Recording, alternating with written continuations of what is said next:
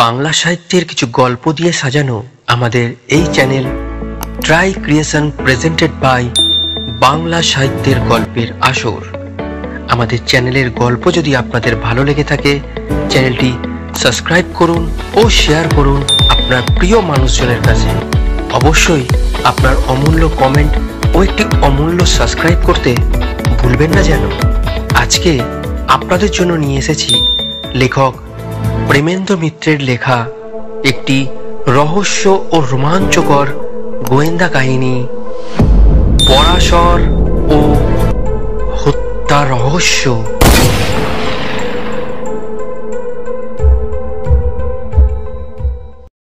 শুক্রবার কাগজের কাজকর্ম দুপুরেই একরকম শেষ হয়ে যায়। এরপর যা দায় তা ছাপাখানার আর দপ্তরের।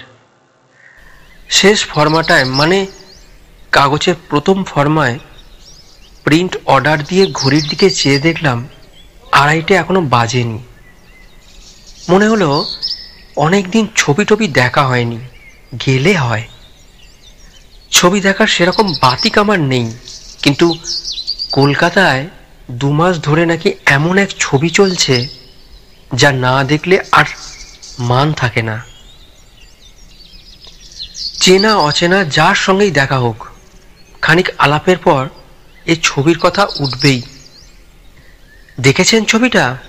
কেউ গদগদ উচ্ছ্বাসে, কি যে রুচি হয়েছে আজকাল মানুষের, পয়সা দিয়ে ওই আজগুবি ছবি কেউ দেখে? যিনি ঘৃণায় নাক সেটকান তিনিও অবশ্য পয়সা দিয়ে ছবিটা না দেখে পারেননি।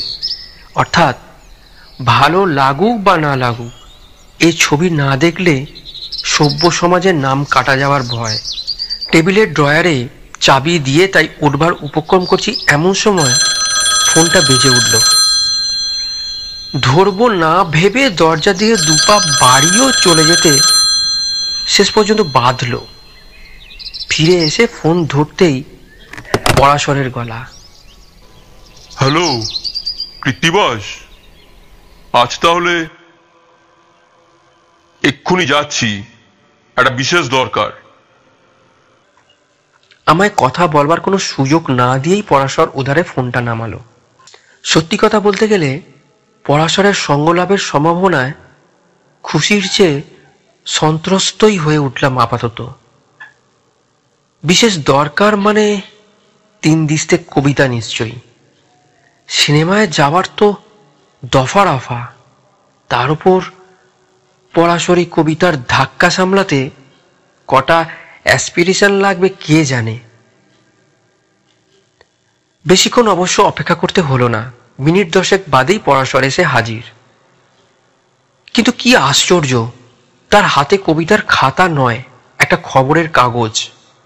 আজকাল সে খবরের কাগজেই কবিতা ছাপাচ্ছে নাকি? না, তাও নয়।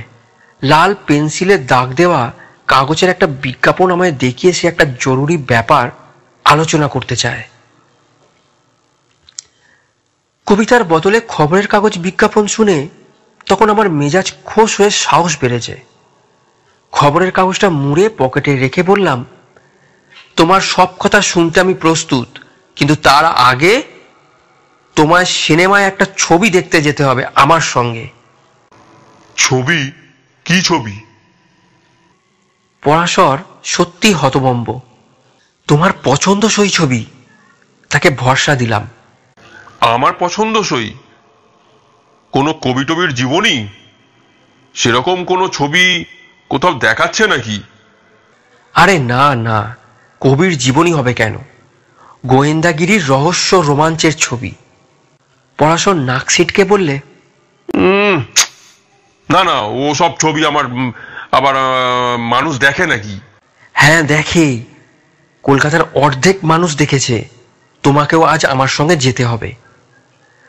তোমার সঙ্গে আলাপ হওয়া অবধি অনেক জুলুম তোমার সয়েছি, আমার এ অনুরোধ তোমায় রাখতেই হবে।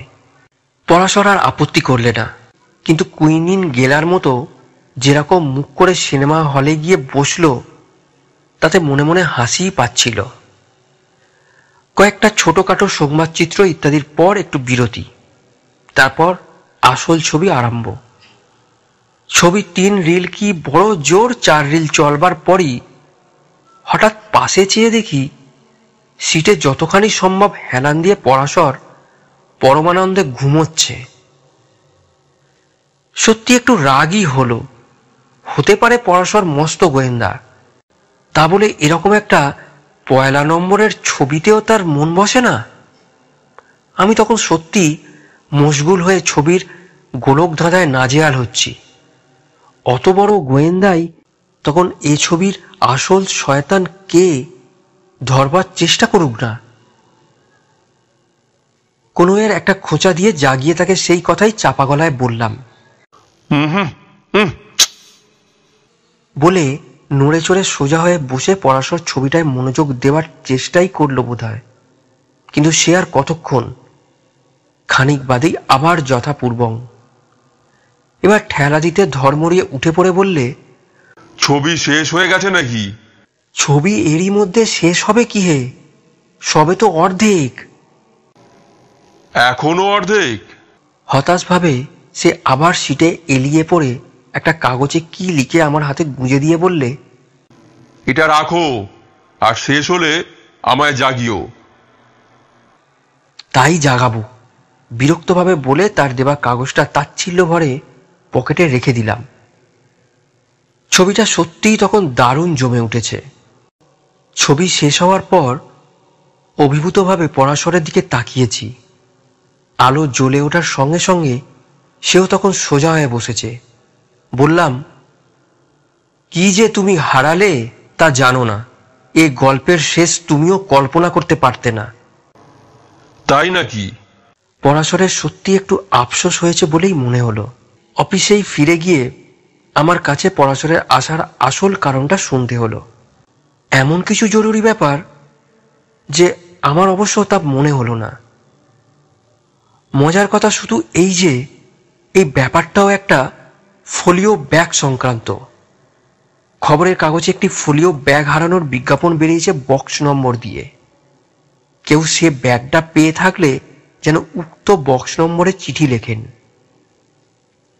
আসল মালিক তখন প্রমাণ দিয়ে ফোলিও ব্যাগ নিয়ে যাবেন এবং সেই সঙ্গে 1000 টাকা পুরস্কারও দেবেন। পরাশরের অনুরোধ আমি যেন ব্যাগটি পেয়েছি বলে বক্স নম্বরে একটা চিঠি দিই। তার মানে? হতভম্ব হয়ে বললাম, যে ব্যাগ চোখেও দেখিনি তাই পেয়েছি বলে চিঠি দেব? আহা, দিয়েই দেখো না। পরাশর অম্লান বদনে জানালে, কে ব্যাগটা চাইতে আসে দেখাই যাক না। তোমার বাড়ি না, এই অফিসের ঠিকানাতেই দেখা করতে বলবে। একটু চটে উঠেই বললাম, এ তোমার আচ্ছা পাগলামের জুলুম দেখছি। কোথায় কি ব্যাগ কিচ্ছু ঠিক নেই, 1000 টাকা পুরস্কারের লোভে একটা মিথ্যে চিঠি লিখব? পুরস্কারটা যখন অমন তখন ব্যাগটা নিশ্চয়ই দামি। ব্যাগ না পেলে তো আর কেউ পুরস্কার দেবে না। হঠাৎ কথাটা মনে হয় জিজ্ঞাসা করলাম, তুমি তুমি কি ব্যাগটা পেয়েছো নাকি? আমায় একেবারে নির্বাক করে দিয়ে পরাশর নেহাতি হালকাভাবেই বলল, না, পাইনি এখনো, কিন্তু পেতে পারি। পরাশরের হাত থেকে নিষ্কৃতি পাওয়া অসম্ভব। যত তর্কই করি শেষ পর্যন্ত তার আজগুবি অনুরোধ রাখতেই হলো। চিঠি দেওয়ার 2 দিন বাদে দুপুরবেলা একটা ফোন পেলাম। ব্যাগ হারানোর বিজ্ঞাপন যিনি দিয়েছেন কখন দেখা করতে এলে আমার সুবিধে হয় তিনি জানতে চাইছেন। পরাশর যেরকম পরামর্শ দিয়েছিল সেই অনুসারে অফিস বন্ধ হবার পর রাত 8টায় তাকে দেখা করতে বললাম। পরাশরকেও আগেই ব্যবস্থা মতো জানিয়েও দিলাম। কি অস্বস্তিতে 8টা পর্যন্ত তারপর কাটলো তা বোঝানো অসম্ভব। পরাশর 7:30 নাগাদ এলো। আমার মেজাজ তখন প্রায় সপ্তমে উঠেছে। তিক্ত স্বরে বললাম, ভদ্রলোক তো ব্যাগ নিতে এসেছেন, এখন কি বলবোটা কি? সে তোমায় ভাবতে হবে না, যা বলবার আমি বলবো। পরাশরের কাছে সমস্ত ব্যাপারটাই যেন ছেলে খেলা। ঠিক কাঁটায় কাঁটায় 8টায় বেয়ারা রামদিন এসে খবর দিলে। অফিসের সকলকে ছুটি দিয়ে এই রামদিনকেই শুধু রেখে দিয়েছিলাম ভাই ফরমাসের জন্য। রামদিনের সম্ভ্রান্ত ঘোষণা করবার ধরন থেকে যা অনুমান করেছিলাম আগন্তুক ভদ্রলোকের চেহারা তার সঙ্গে মিলল। শুধু লম্বা চওড়া দশাস্যই নয়, দস্তুর মতো সম্ভ্রান্ত ও সম্পন্ন চেহারা। সাজ পোশাকে আড়ম্বর নেই, কিন্তু একবার চাইলেই বোঝা যায় পদাতিকদের একজন তিনি নন। দামি গাড়িটা চোখে না দেখলেও যেন অনুমান করা যায়। ভদ্রলোক নিজেই আগে পরিচয় দিলেন। আমার অনুরোধে সামনের চেয়ারে বসে আমাদের দুজনকে হাত জোর করে নমস্কার করে বললেন, আমার নাম উমাপতি রায়। আপনাদের চিঠি পেয়ে আমাকেই আসতে হয়েছে। পরাশর কি একটা বলতে যাচ্ছিল। ভদ্রলোক বাধা দিয়ে বললেন, যা আপনারা বলতে চাইছেন আমি জানি। বিজ্ঞাপনের উত্তরে যার কাছে আপনি চিঠি দিয়েছিলেন আমি সেই গুণধর হাজরা নই, কিন্তু আপনাদের চিঠি পেয়ে আমি আপনাদের ফোন করেছিলাম এবং আমাকেই গুণধর হাজরার জায়গায় আসতে হয়েছে। কেন বলুন তো? আমি প্রশ্ন করলাম। চেহারা দেখার পর নাম শুনে উমাপতিবাবুর পরিচয় আমি বুঝে ফেলেছি। বাঙালি ব্যবসায়ী মহলে বিচক্ষণ শিল্পপতি হিসাবে তার নাম ইদানিং যথেষ্ট। এক মুহূর্ত যেন ইতস্তত করে উমাপতিবাবু বললেন, আসতে হয়েছে কারণ ওই বিজ্ঞাপন দেওয়ার পর থেকে গুণধর বাবুকে আর পাওয়া যাচ্ছে না। তার মানে আপনি তাহলে আমাদের চিঠি পেলেন কি করে? আর গুণধর বাবুর হয়েই বা এলেন কেন? পরাশর বিস্মিতভাবে জিজ্ঞাসা করলে। সব কথাই বলছি শুনুন বলে উমাপতি যা বললেন তার সংক্ষেপে এই। উমাপতিবাবু নানা শিল্প ব্যবসায়ের সঙ্গে জড়িত। তার সমস্ত কাজের একরকম ডানহাত ও বিশ্বাসী সহায় এই গুণধর হাজরা। হাজরা তার স্কুলের সহপাঠী ছিল। তারপর তার ব্যবসায়ের একজন কর্মচারী হিসেবে ঢুকে নিজের ক্ষমতায় এত উঁচু দায়িত্বের পদে উঠেছে। অধিকাংশ জায়গায় সেই উমাপতিবাবুর প্রতিনিধি হয়ে যায়। দিন 10 আগে এমনই একটি অত্যন্ত জরুরি কাজে বেরিয়ে কাজ না সেরেই হাজরা শুকনো ছাইয়ের মতো মুখ নিয়ে ফিরে আসে। যে ফোলিও ব্যাগে অত্যন্ত মূল্যবান দলিল ও কাগজপত্র নিয়ে হাজরা এই কাজে বেরিয়েছিল তা সে কোথায় হারিয়ে ফেলেছে কিছুই মনে করতে পারছে না। এই মনে করতে না পারা উমাপতিবাবুর সবচেয়ে আশ্চর্য লেগেছে। হাজরার কিছুদিন যাবৎ শরীরটা একটু খারাপ যাচ্ছিল। কিছুদিন লম্বা ছুটি নিয়ে কোথাও বিশ্রাম করবার কথাও উমাপতিবাবু বলেছিলেন, কিন্তু এরকম স্মৃতি ধ্বংস হওয়ার মতো কোনো লক্ষণ তখন তার মধ্যে ছিল না। কোনো উপায় না দেখে উমাপতিবাবু তাকে শেষ চেষ্টা হিসেবে খবরের কাগজে বিজ্ঞাপন দিতে বলেছিলেন। হাজরা তাই দিয়েছিল, কিন্তু আশ্চর্যের বিষয় তার পরদিন থেকেই সে নিরুদ্দেশ। বিজ্ঞাপনের উত্তরে কোনো হদিশ মিলবে এ আশা উমাপতিবাবুর ছিল না। আমাদের চিঠি পেয়ে তিনি তাই হাতে স্বর্গ পেয়েছেন। ব্যাগটি কিরকম ও তাতে কি কি ছিল সমস্ত তিনি লিখে এনেছেন, সেই সঙ্গে পুরস্কারের টাকাও। এখন আমরা ফোলিও ব্যাগটি ফেরত দিয়ে যদি তাকে বাধিত করি। উমাপতিবাবু একটি হাতে লেখা কাগজ আমাদের দিকে এগিয়ে দিয়ে টাকার জন্যই পকেট থেকে ওয়ালেট বার করলেন। পরাশরই কাগজটা হাতে নিয়ে উমাপতিবাবুকে বাধা দিয়ে বললে, টাকা এখন থাক মিস্টার রায়। কিছু যদি মনে না করেন 2-1 কথা তাহলে জিজ্ঞাসা করি। একটু বিস্মিত হয়ে উমাপতিবাবু বললেন, করুন। গুণধর বাবুর হঠাৎ এরকম নিরুদ্দেশ হওয়ার কারণ কি আপনার মনে হয়? টাকা কড়ি সংক্রান্ত কোনো গোলযোগ বা? উমাপতিবাবু পরাশরকে কথাটা শেষ করতে দিলেন না, একটু অপ্রসন্নভাবেই বললেন, শুনুন, গুণধর সম্বন্ধে কিছু জানলে এরকম কথা উচ্চারণও করতেন না। যুধিষ্ঠিরের ইতি গজটুকুও তার মধ্যে ছিল না। সারা জীবনে অনেকবার তাকে পরীক্ষা করে দেখেছি, তবে। উমাপতিবাবু হঠাৎ থেমে যেতে পরাশর বেশ একটু জোর দিয়ে জিজ্ঞাসা করলে, তবে কি? না, ওই যা বলেছি, ইদানিং তার শরীরটা ভালো যাচ্ছিল না। বেশ বোঝা গেল উমাপতিবাবু কি একটা কথা চেপে গেলেন। পরাশর কিন্তু এই নিয়ে আর পীড়াপিড়ি করলেন না, তার বদলে জিজ্ঞাসা করলে, গুণধরবাবু নিরুদ্দেশ হওয়ার পর সন্ধান নেবার কি ব্যবস্থা করেছেন? পুলিশে খবর নিশ্চয়ই দিয়েছেন। পুলিশে? উমাপতিবাবু একটু চুপ করে থেকে ধীরে ধীরে বললেন, না, পুলিশে এখনো খবর দিইনি। শিল্প ব্যবসার একেবারে ওপরতলার বাজারে কিরকম কান পাতলা আপনারা জানেন না। এতটুকু কান ঘুষোয় রাতারাতি সেখানে রাজ্য উল্টে যায়।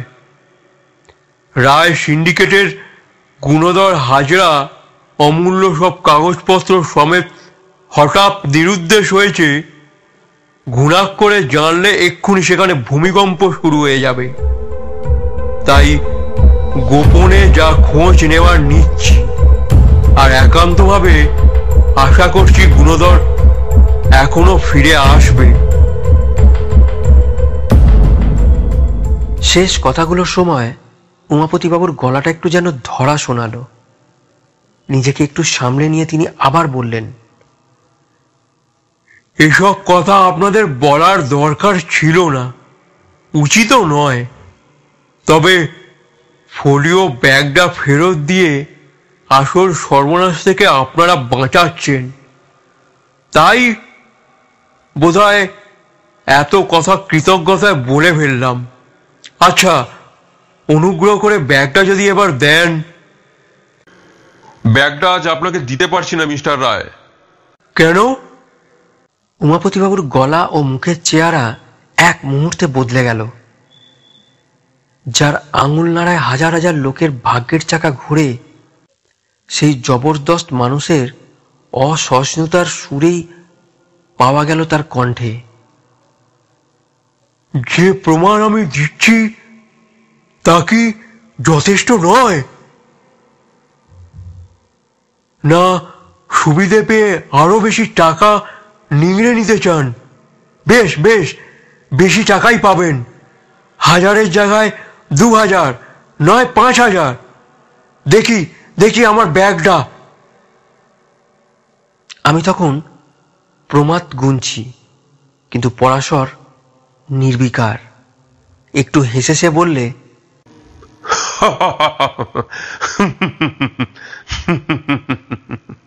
অত উত্তেজিত হচ্ছেন কেন মিস্টার রায়? বেশি টাকা আমরা চাই না। ফোলিও ব্যাগও আপনাকেই দেব, কিন্তু আজ নয়, কাল। কাল? কাল কখন? উমাপতিবাবুর স্বর অত্যন্ত কঠিন। এই ধরুন বেলা 2টোয় আপনার অফিসেই নিয়ে যাব। বেশ, তাই যাবেন, যেন ভুল না হয়। উমাপতিবাবুর নমস্কার পর্যন্ত না করে ঘর থেকে বেরিয়ে গেলেন। আমি সভয়ে পরাশরের দিকে ফিরে বললাম, কি ফ্যাসাদ এখন বাঁধালে বলো তো? আজ তো ধাপ্পা দিয়ে ঠেকালে, কিন্তু কাল? কাল 2টোর মধ্যে ও ব্যাগ কি ভেলকিতে তৈরি হবে? হবে হবে, তুমি ভেবো না। কাল বেলা 1:30টায় তৈরি থেকো, আমি এসে নিয়ে যাব তোমায়। বলে পরাশর বেরিয়ে গেল। পরের দিন ঠিক বেলা 1:30টায় সে হাজির, আর হাতে তার সত্যি দামি চামড়ার একটা ফোলিও ব্যাগ। প্রথমে অবাক হলেও পরে ব্যাপারটা আন্দাজ করে বললাম, ও ব্যাগ তাহলে তুমি আগেই পেয়েছিলে? না। বলে পরাশর হাসল।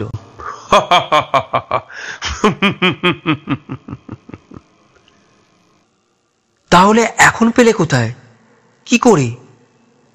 পেলাম ট্রাম কোম্পানির অফিসে, প্রমাণ দিয়ে।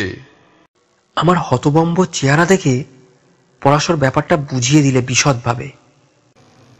টাকা কড়ি যখন নেই তখন ব্যাগটা নেহাত চোর ছেঁচড়ের হাতে না পড়লে মারা যাবে না আমি বুঝেছিলাম। সেটাই ট্রান্সপোর্ট, স্টেট ট্রান্সপোর্ট, বাস সিন্ডিকেট, ট্রাম কোম্পানির অফিস আর থানা, সব জায়গাতেই ও বিজ্ঞাপন পড়বার পর আমি খোঁজ নিই।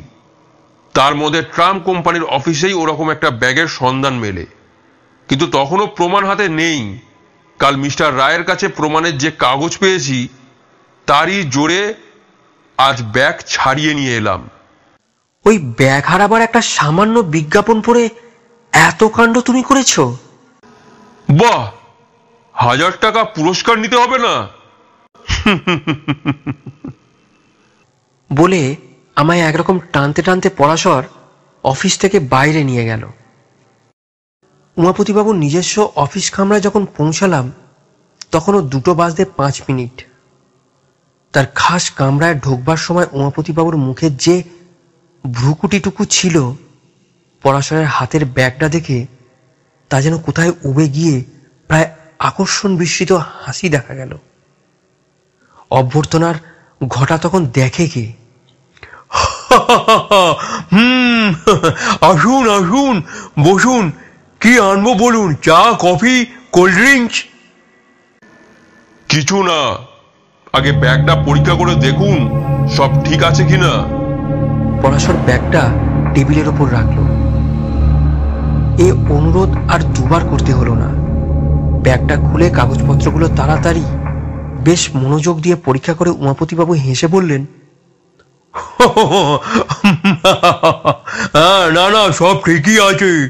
এখন কত টাকার চেক লিখবো সেটা বলুন। তার আগে ব্যাগটা আরেকটু ভালো করে দেখলে হতো না? সবই ঠিক আছে বলছেন? একটু অবাক হয়ে আরো একবার কাগজগুলো গুনে উমাপতিবাবু বললেন, হ্যাঁ, সবই তো ঠিক আছে দেখছি। পকেট থেকে একটা ছোট্ট প্যাকেট বার করে পরাশর বললে, এই ওষুধটাও ব্যাগে ছিল। তাই নাকি? প্যাকেটটা হাতে নিয়ে উমাপতিবাবু বললেন, এ তো দেখছি অ্যাভোমিন। হ্যাঁ, প্লেন বা জাহাজে চড়লে যাদের মাথা ঘোরে বা গা গুলোয় তাদের দরকার হয়। জাহাজে তো নিশ্চয়ই নয়। গুণধর বাবু প্লেনে সম্প্রতি কোথাও গেছিলেন। প্লেনে? ও হ্যাঁ হ্যাঁ হ্যাঁ, আসামে আমাদের এক চা বাগানে কিছুদিন আগেই গেছিল আমার সঙ্গে দেখা করতে। আমি তখন সেখানে ছিলাম। এই ফোলিও ব্যাগ হারানোর আগেই? উমাপতিবাবু মাথা নাড়লেন। হ্যাঁ, সেখান থেকে ফেরার পরই এই ব্যাপার ঘটে। আমি তার 2 দিন বাদে ফিরে জানতে পারি। কাল যে কথাটা চেপে গেছিলেন সেটা এখন তাহলে বলুন মিস্টার রায়। পরাশরের প্রায় যেন আদেশের সুর। একটু থতমত খেয়ে উমাপতিবাবু বিস্ময়ের ভান করলেন। হ্যাঁ হ্যাঁ হ্যাঁ, কি কথা আমি চেপে গিয়েছি? তবে বলে শুরু করে বলতে গিয়েও গুণধর বাবুর সম্বন্ধে যে কথাটা বলেননি।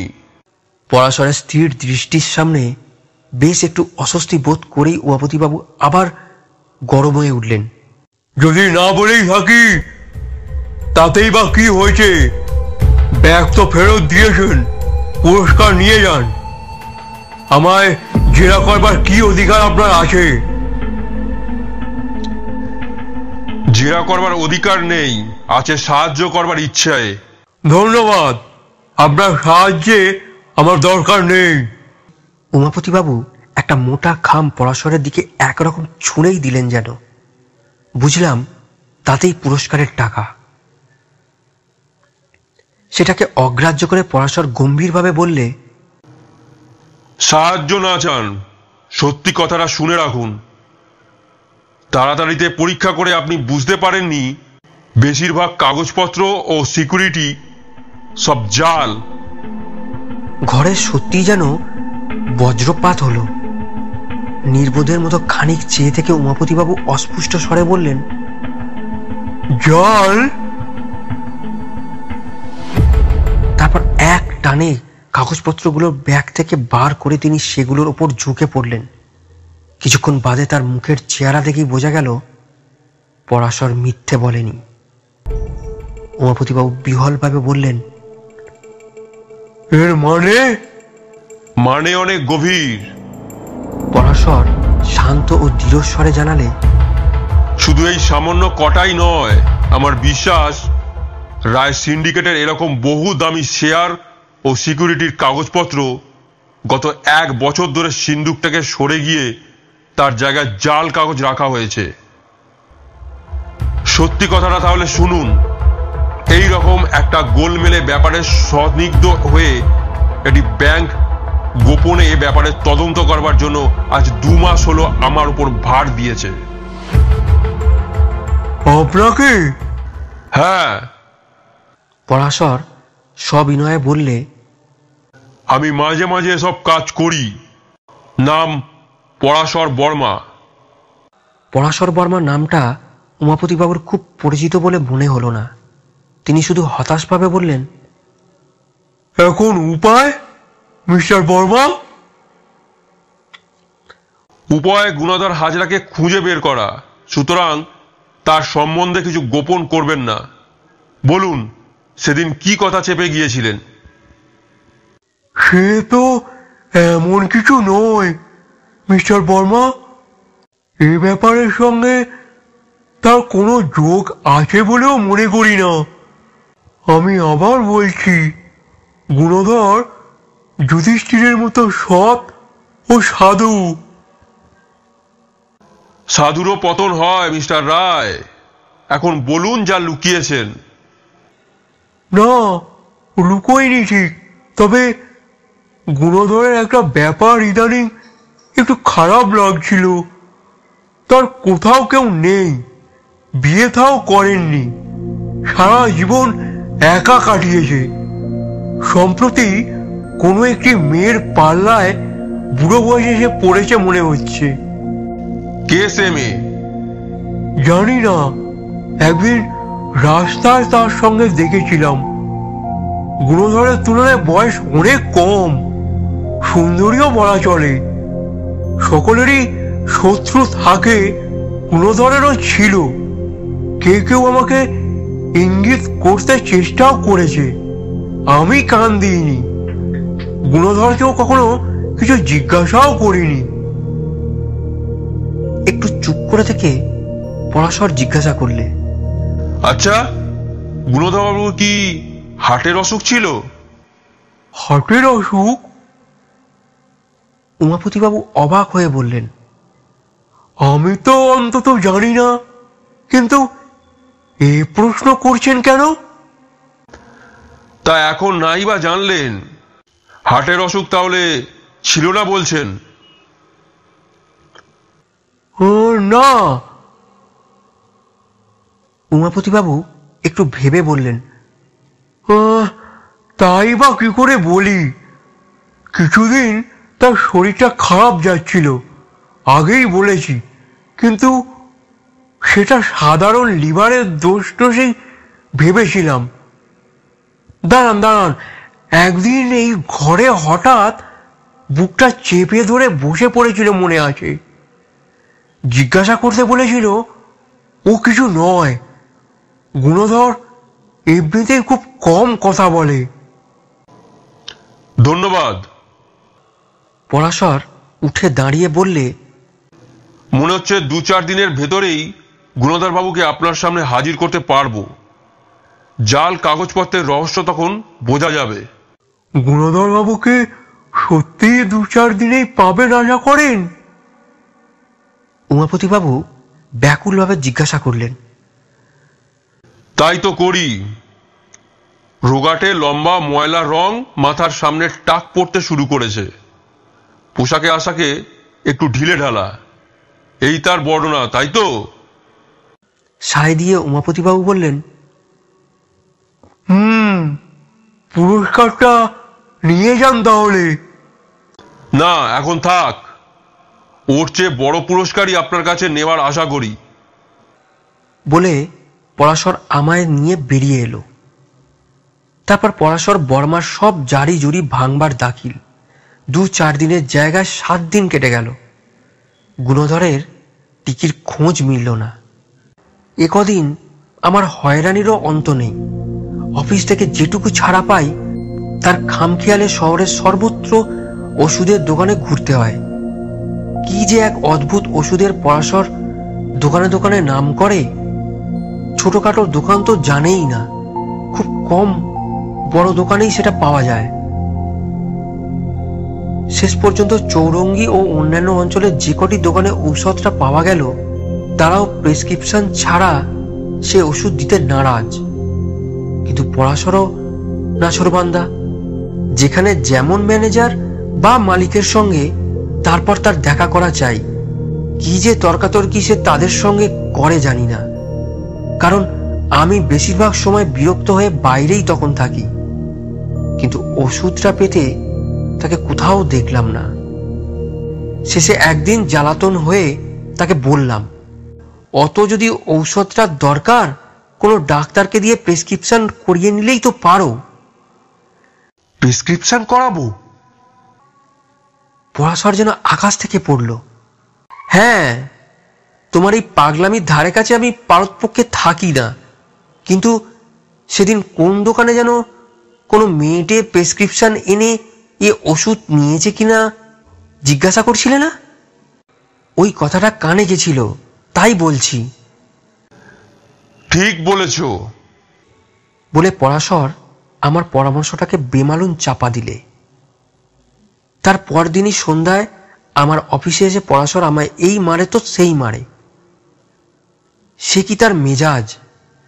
তোমার জন্যই আমার এই হাল। হতভম্ব হয়ে বললাম, আমি আবার কি করেছি? কি করেছো? ওরকম একটা রদ্দি ছবি দেখতে জোর করে নিয়ে গেছিল কে?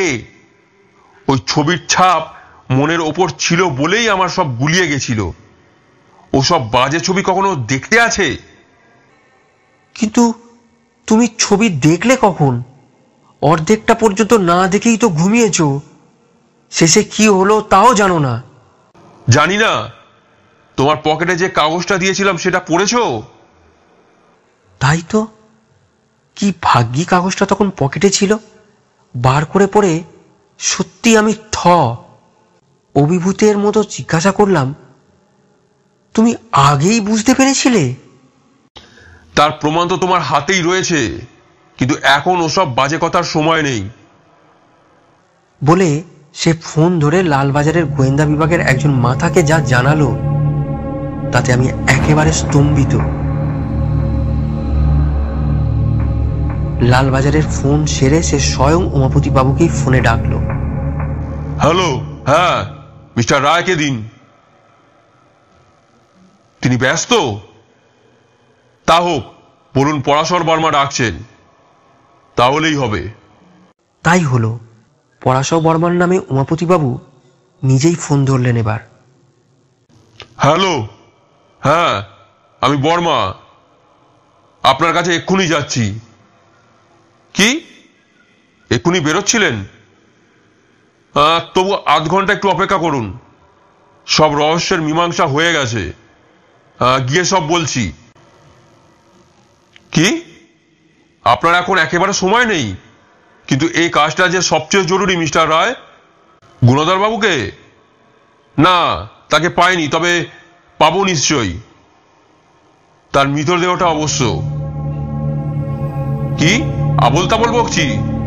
না, সেখানে পুলিশ খোঁজ শুরু করেছে, খবর এলো বলে। আপনার চা বাগানের নিজস্ব নির্জন বাংলো থেকে বেরিয়ে যে পাহাড়ি রাস্তাটা গৌহাটির দিকে গেছে তারই পাশের কোনো খাদে অবশ্যই পাওয়া যাবে। না না, ফোন ছাড়বেন না, অনেক কথা এখনো বাকি। রায় সিন্ডিকেটের টাল বেটাল কেনা বেচার জুয়া খেলেছেন। শেষ পর্যন্ত একমাত্র বিশ্বাসী বন্ধু ও সহায় গুণধর হাজরাই যেন সব নষ্টের মূল বুঝিয়ে তার নিরুদ্দেশ হওয়াটা যেভাবে সাজিয়েছেন, সব কথাই বলতে হবে যে সবকিছু মিথ্যের মধ্যে একটা সত্যি কথা আপনি শুধু বলেছিলেন মিস্টার রায়। বলেছিলেন যে গুণধর হাজরা যুধিষ্ঠিরের মতো সাচ্চা মানুষ। বাল্যবন্ধু হলেও সেই সাচ্চা মানুষ আপনার সব কীর্তি শেষ পর্যন্ত বুঝে ফেলে বেঁকে দাঁড়িয়েছিল বলেই আপনি তাকে মিথ্যে অজুহাতে চা বাগানে ডাকিয়ে যেভাবে হোক দুনিয়া থেকে সরানোর ব্যবস্থা করেন। পাগলের পোলাপ আর শুনতে চান না, এক্ষুনি বেরোচ্ছেন, কিন্তু তা তো পারবেন না। লালবাজারে খবর গেছে তারা এতক্ষণে আপনার অফিস নিশ্চয়ই ঘেরাও করে ফেলেছে। কি হলো? ফোনের ভেতরেই ঝনঝনাট করে একটা কি পড়ে যাওয়ার আওয়াজ আমিও পেলাম। হ্যালো হ্যালো হ্যালো করে কয়েকবার ডেকে পড়াশোর ফোনটা নামিয়ে রেখে হতাশভাবে বললে, না মিস্টার রায়, এখন সব গ্রেপ্তারি পরোয়ানার বাইরে। তার মানে পুলিশ গিয়ে ওর মৃতদেহটাই পাবে, ওরই হাটের অসুখ। ফোলিও ব্যাগে অ্যাভোমিনের সঙ্গে একটা পেন্টানাইট্রাইটের শিশিও আমি পাই। রোগ যাদের গুরুতর, হাটের হঠাৎ ব্যথা উঠলে তারা খায়। এ কদিন সব ওষুধের দোকানে ওই ওষুধটারই আমি খোঁজ করেছি। কে কে সম্প্রতি এই ওষুধ কিনেছে জানবার আশায়। আমার ধারণা ছিল ওষুধটা যখন ব্যাগে থেকে গেছে তখন গুণধর হাজরা নিজে বা তার বুড়ো বয়সের প্রেম সেই মেয়েটির সাহায্যে ওষুধ কোথাও কেনার চেষ্টা করবেই। কিন্তু গুণধর বাবুর হার্টের অসুখ ছিল না। তার প্রেমের গল্পটাও মিস্টার রায়ের বানানো। তোমার সঙ্গে ওই বাজে ছবি দেখতে না গেলে গোড়াতেই মিস্টার রায়ের কারসাজি আমি ধরে ফেলতাম। একটু ক্ষুণ্ণ হয়ে বললাম, কিন্তু ও ছবি দেখে তোমার মাথা গুলোলো কেন? ওখানে তো শেষ পর্যন্ত জানা গেল যে হ্যারেন্ড সত্যি মরেনি। মার্থার কাছে টাকা আদায়ের জন্য আর তাকে ও ইউজিনকে জব্দ করার জন্যই সেই নিজের মৃত্যুটা ওইভাবে সাজিয়ে সেই লোকটির সাহায্যে সকলকে ধোঁকা দিচ্ছিল। হ্যাঁ, ওই ছবিটা মাথায় থাকার দরুনই আমি এরকম চোখ বন্ধ করে ধরে নিয়েছিলাম যে গুণধর হাজরাই রায় সিন্ডিকেটকে ফাঁক করে ফোলিও ব্যাগটা ফন্দি করে ট্রামে ফেলে দিয়ে গা ঢাকা দিয়ে আছে। ব্যাগটা ইচ্ছে করেই ট্রামে ফেলে যাওয়া হয়েছিল সত্যি, কিন্তু ফেলে গেছিল গুণধর নয়, মিস্টার রায়। আসামের চা বাগান থেকে গুণধরের ওই ব্যাগটি নিয়েই তিনি কলকাতায় আসেন। ও একদিন ট্রামে ফেলে গিয়ে গুণধরের নামে ওই বিজ্ঞাপন দেন। ব্যাগে যে মনের ভুলে অ্যাভোমিন আর পেন্টানাইট্রাইটের শিশি দুটো থেকে গেছে তার খেয়ালই হয়নি। কিন্তু ছবিতে হ্যারেন্ডই যে আসল শয়তান, ওইটুকু দেখে বুঝেছিলে কি করে? বুঝেছিলাম হ্যারেন্ডের বা যে গল্প লিখেছে তার অতি বুদ্ধির বহর দেখে। আত্মহত্যার বদলে খুন প্রমাণ করবার জন্য ফোলিও ব্যাগে জাল চিঠি যথেষ্ট। তার উপর আবার বিষের বড়ির ব্যাপারটা একটু বাড়াবাড়ি। বিষে যদি কেউ মরে তো তাহলে সমুদ্রের তীরে তার ব্যাগটা শুধু পড়ে থাকবে কেন? আর ব্যাগটা যে লোকটি পায় আর যাকে এক রাত্রে মোটর বোটে হ্যারেন্ডের সঙ্গে যেতে দেখা যায়, সে নিজের গরজে বা কারোর টাকা খেয়ে যদি হ্যারেন্ডকে সমুদ্রে ডুবিয়ে দিয়ে থাকে, তাহলে ব্যাগটা সে সাথ করে পুলিশের হাতে নিশ্চয়ই দেবে না। না, ওসব বাজে ছবি আর কখনো দেখব না। তার চেয়ে বুদ্ধিতে শান দেওয়ার জন্য আধুনিক কবিতা পড়া অনেক ভালো।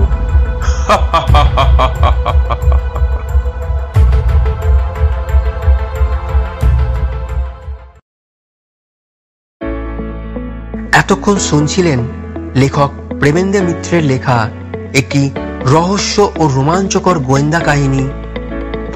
আবার আমরা ফিরব সামনের সপ্তাহে ঠিক এইরকমই আরও একটি রোমাঞ্চকর গল্প নিয়ে।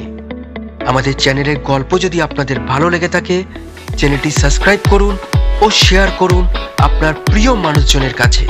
অবশ্যই আপনার অমূল্য কমেন্ট ও একটি অমূল্য সাবস্ক্রাইব করতে ভুলবেন না যেন। আপনাদের মূল্যবান একটি কমেন্ট ও একটি মূল্যবান সাবস্ক্রাইব আমাদের সাহায্য করবে এগিয়ে নিয়ে যেতে চ্যানেলটিকে আরও ভালো করার জন্য। ধন্যবাদ।